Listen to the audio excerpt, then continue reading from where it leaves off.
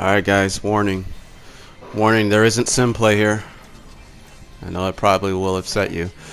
I'm just going to show you instances where sim is not the optimal pick and you should probably go something else. This only goes for guys who are willing to do this. If you're just going to play sim all the time, then that's fine as well.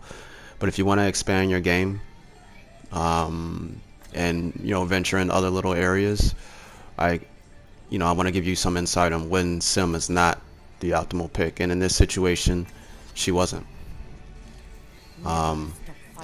Look at our comp. We clearly will not have enough healing with just the Brigitte. Okay. And we were running a death ball comp, so I thought that Mercy was not the optimal pick. Okay. Because Mercy thrives in comps where she can fly around and use her her guardian angel or whatever it's called to get mobile. Okay. Lucio would be good as well, but I thought in this spammy chokehold, especially with Genji Nano Blade, I thought it would be more powerful. And then Zenyatta, I just thought we wouldn't get enough healing output with just Brigitte and Zen. Maybe on a payload map where you're pushing the payload, but when you're at a map like this where you're stuck at the choke for a while and you get a lot of spam, I didn't think it would be enough. Okay. Don't be afraid to venture off and into different heroes. Okay, so I'm just gonna watch this a little bit. Well, I'm trying to focus my healing on our front line there. Ryan's down. Me and Zarya are backing up and get some healing. And I noticed that this Zarya was peeling the corner, so I wanted to anti her as she turned. And it worked out. Now watch the Mercy. The Mercy's gonna try to come over here and res. Watch how I don't attack her initially, because I want her to start the res. Okay, a lot of times you guys will attack the Mercy as she's going to the target, and then the Mercy runs away. You want to wait till she gets to the target. In a lot of cases. Now watch this nade. Okay, so we'll stop it here, but Ana is still powerful. Look at that, 4 golds. Okay, here's another instance where Sim's just not the optimal pick, I thought. You always check what your team plays. So we get Zarya, Ryan main, another Ryan main, a Zarya main, a Hanzo main. So we literally have a team that's probably very good at initiating fights, because that's what good tanks do. But we wouldn't have a lot of DPS. We wouldn't have good DPS play. And I'm not a good DPS, but just because I'm not a good DPS doesn't necessarily mean that I shouldn't play DPS. Because if I don't play DPS, look at this soldier. He's probably not a good soldier. So if he's a great tank, then I want him to play tank. I want people to play towards their strengths. So I thought about running Sim again. But looking at this team comp, she just does not complement this comp. The healers section I was worried about, because a lot of Ana players aren't great at healing. And then we didn't have a lot of front line presence with Winston and Zarya, because I know a lot of Winston players like to jump around. So I thought the optimal play here was another range DPS. Okay. And I'm not great with McCree, but I'm willing to try different heroes if I think they're the optimal pick, if I think I can do something with them.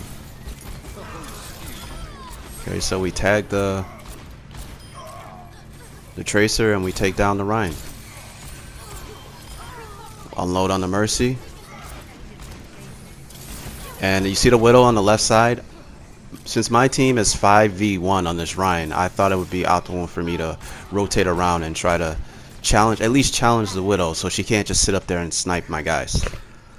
So Genji in the back, Widow in the front. Looks like Widow is rotating up top to the right. And watch how terrible I am here. So let's skip forward. The reason why McCree is also the best pick, I thought, is because we were running an Ana. Watch my ult. This is terrible. And the enemy team is running a Tracer. So tracers want to attack your immobile healers in the back. So you need a peeler to protect those backline healers. And McCree's the optimal pick. He's better than Hanzo in situations like that. See, now look at this tracer. If my positioning was terrible and I was up front like a lot of McCree's instead of in the back line, our Ana would be dead. But being that I was able to challenge the tracer, I made her play passively instead of aggressively. I believe when playing McCree, you need to stay in the back line and output a lot of damage from the back line, protect your immobile healers like Zenyatta and Ana against mobile threats like a Reaper or a Tracer. So we'll just watch a little bit more, you know, and notice that my play isn't superb. You don't have to have superb play with a character if you understand positioning. He's gonna ult, and our Hanzo's gonna take care of that. That's very good. See, the Tracer's in our back line, and she moved over there. I wanted to get up top and hopefully flashbang shoot her, but she was gone. I see the Mercy in the back line. I wanted to get some damage on her, and I wanted to get this Widow because I thought this Widow was pretty good.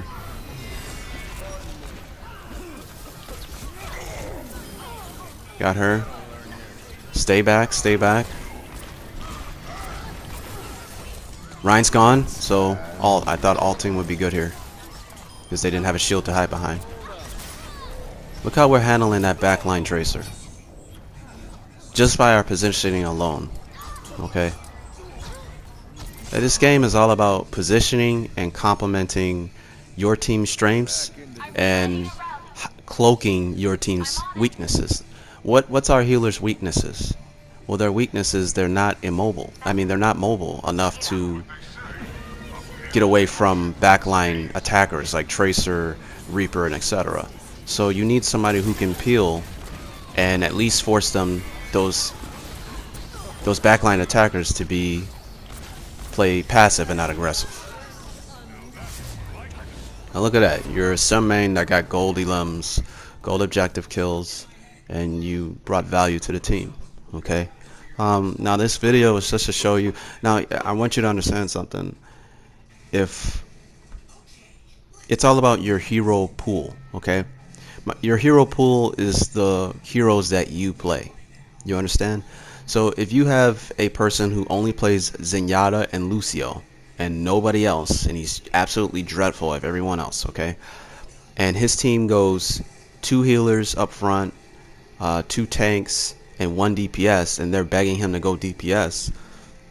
Well, what I mean by optimal pick, I mean the optimal pick from your hero pool.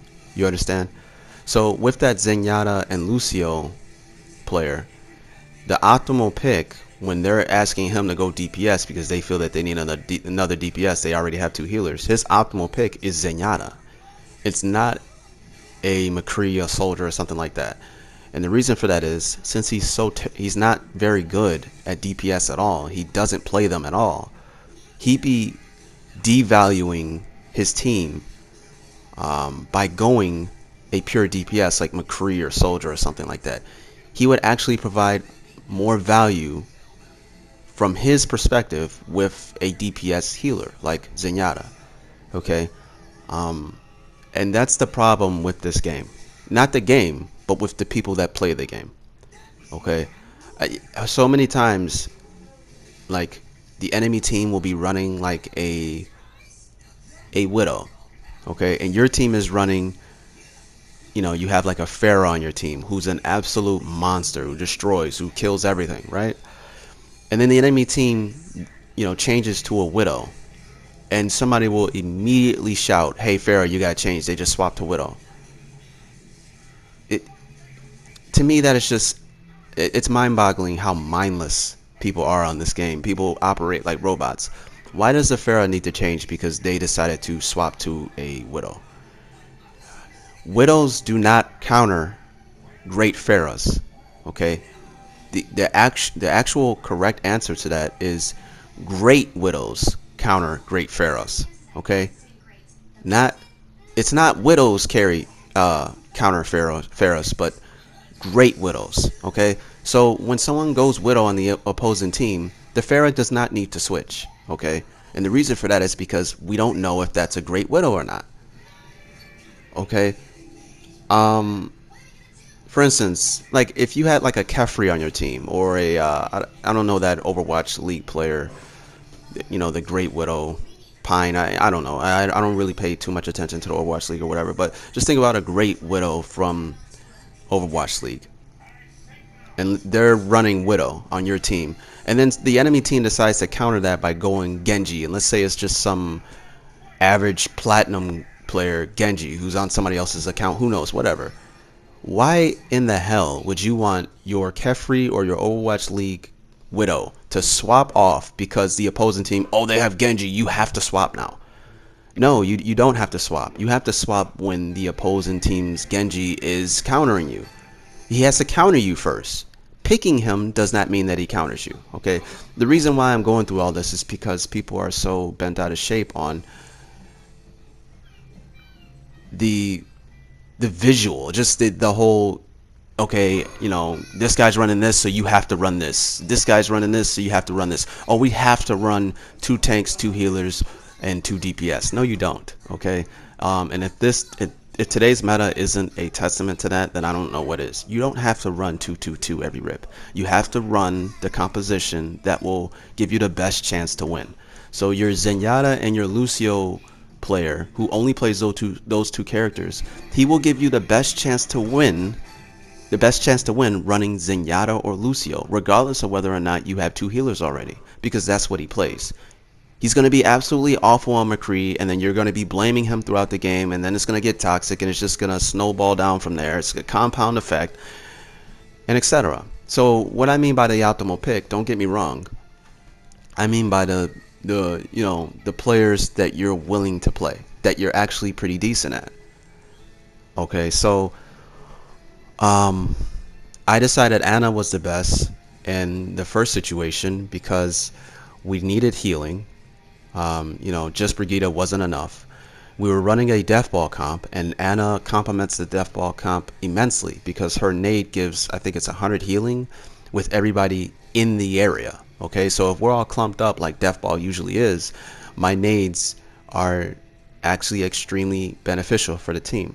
Okay, it's also very beneficial for the Ryan because when he charges, you can nade the target as well. If he's charging a tank, you can nade him, so your Ryan gets 100 health while the enemy team's tank can't get healed, and the enemy team's tank also loses 100 health as well. She's also very good when she notices that one of her death ball teammates, like a Hanzo, is out of position somewhere going 1v1 against like a Genji or something like that. Because then, let's say the Hanzo is at 75 health and he's losing that battle, and the Genji's at 150 health. What does a nade do in that situation? Well, if you nade them because they're one-on-one and they're both going to get the effects of it, well, now that Hanzo is at 175 health and that Genji is at 75 health. You reverse the situation in a very impactful way, and that Genji cannot get healing. So one shot from Diana, maybe 2 or whatever it is, and one shot from the Hanzo, either or, he's dead. Okay, a lot of times he'll probably try to flee if he's a good Genji, understanding that he's not going to win that battle. But Ana's very good at turning the tides of 1v1 battles with her nade. Okay, so death ball is great for her, but if one of her teammates decides to get out of line and get out of position and away from the death ball comp and play more towards their weakness of being isolated, she can actually hide that weakness with her nade alone. Okay, and we saw that with the Zarya. The Zarya on our team, I believe she was low on health and she was backpedaling, and we noticed that the Zarya from the enemy team was trying to turn the corner to, take that battle and win that fight. Well, we naded her as soon as she turned the corner, and that changed the direction of the fight. And then our Genji cleaned it up and helped us out in the by the mega pack. Okay, so in that situation, you really don't want to go Sim. Now, if you're a Sim one trick, what's the optimal pick in that situation? You know, if you only play Sim, well, then the most optimal pick is Sim. It is what it is. You're going to have a lot of weaknesses running that with that comp because you're not going to have enough healing, especially on a map in which, you know, you have to run through a narrow chokehold.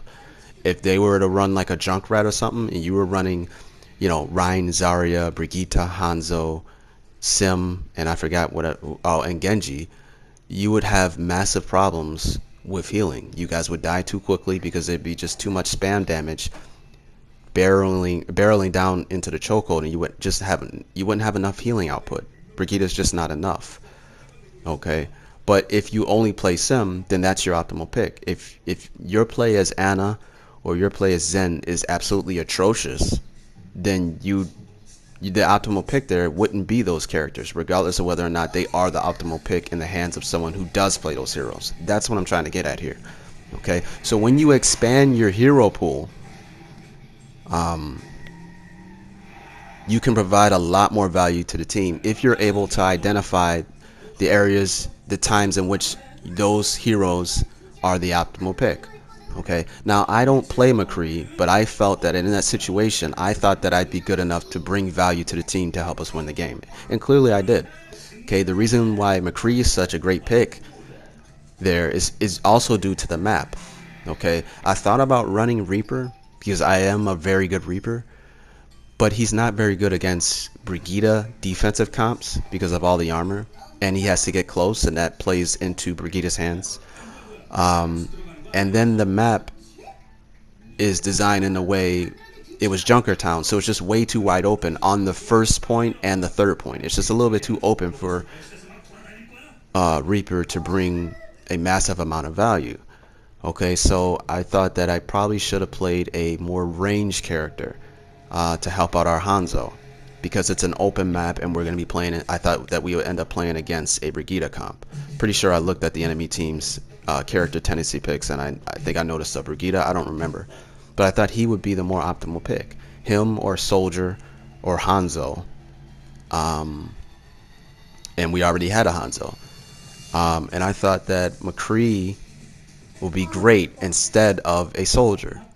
And you ask yourself why. Well, you know, if the enemy team is look at your team's strengths and look at your team's weaknesses. We were running a Ana, I think we were running a Brigitte. I don't remember the other healer. Yeah, I think it was Brigitte. Now, what's their weaknesses?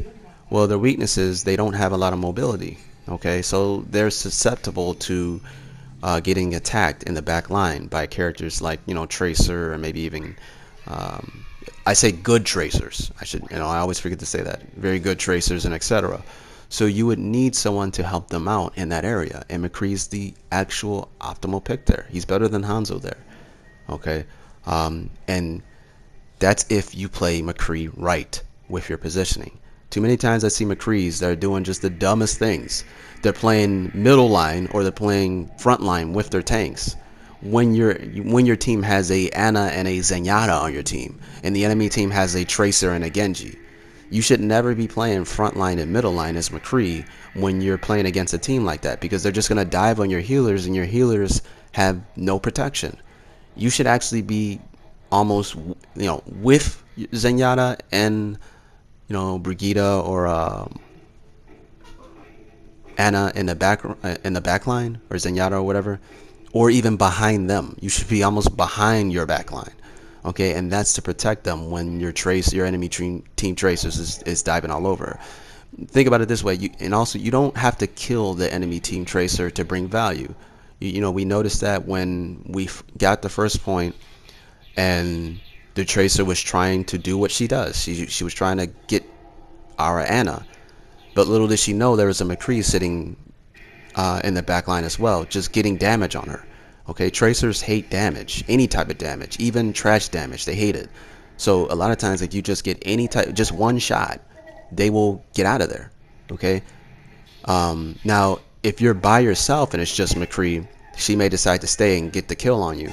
But if it's you and Ana, you guys are both complementing each other, or you and Zenyatta, one shot on her, she's bailing out of there. because she just feels that she doesn't have a chance. Okay, so that's part one on the optimal pick. I may have rambled a lot, but it just is what it is. I will show you parts in which Symmetra is the optimal pick. Okay, so if you're a Symmetra one trick and you actually run into a situation to where Sim is the optimal pick, you should be dominating. But there are situations to where she is not the optimal pick if your hero pool is wider than just running Sim. Okay, if you only run Sim, then she's the optimal pick every time. Okay, so you might want to expand your hero pool.